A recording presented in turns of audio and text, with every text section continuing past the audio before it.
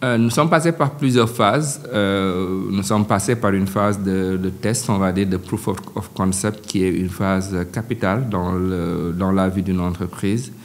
C'est dans cette phase de proof of concept que nous avons pu convaincre les premiers actionnaires. Donc, pour expliquer, proof of concept, c'est de montrer que, peut-être sur un terrain réduit, que le business model fonctionne, que la société marche, qu'il y a un vrai besoin pour exactement la proposition de valeur. Sur un petit périmètre, prouver que nous arrivons à mettre en place un produit qui répond à un besoin et que ceux à qui c'est destiné soient prêts en tout cas à payer le prix qu'il faut.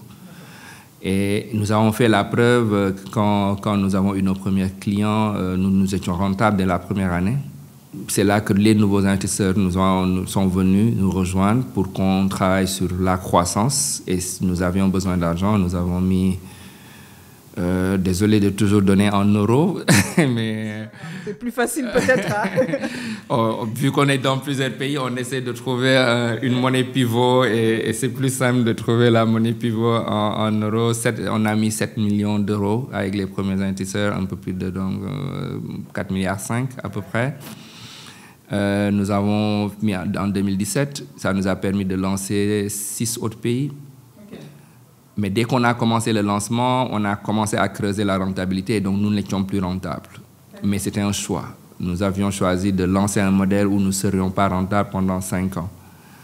Nous avons financé 7 millions d'euros 2 ans après, parce que les investisseurs ne donnent pas tout l'argent dès le début. Ils vous donnent des métriques et selon le niveau d'avancement, ils financent ou pas.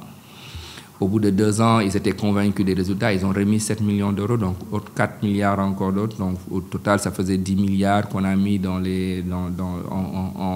4 ans à peu près. Ça nous a permis d'ouvrir encore de nouveaux pays avec un autre nouveau modèle. En 2019, la Covid est arrivée. C'était une période où nous avons connu une vraie croissance de notre business, mais les enjeux avaient changé.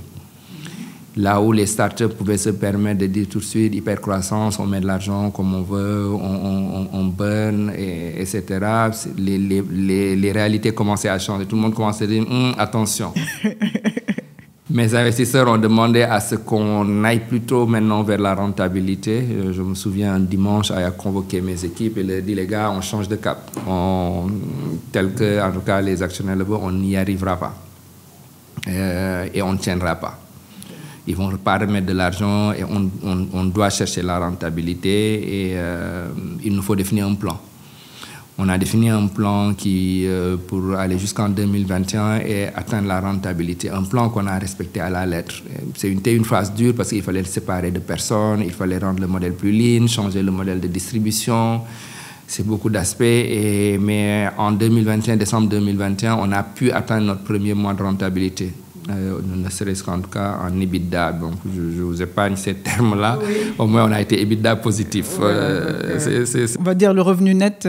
Oui, on va dire, voilà. En tout cas, quand on enlève ce qu'on dépense par rapport à ce qu'on gagne, on est positif. Et comparé à 2019, où quand on le faisait, on était à du cash burn d'un peu plus de 800 000 euros. Ça veut dire qu'entre ce qu'on gagnait et ce qu'on dépensait par mois, on perdait 800 000 euros, presque 500 millions tous les mois. Mais c'était assumé. Ce n'est pas que le modèle ne marchait pas, c'était la trajectoire qu'on avait choisie. C'était notre stratégie de croissance. Et donc là, nous sommes arrivés à notre premier mois EBITDA positif. Maintenant, le gros challenge, c'était de dire il faut qu'on ait à croître en restant positif.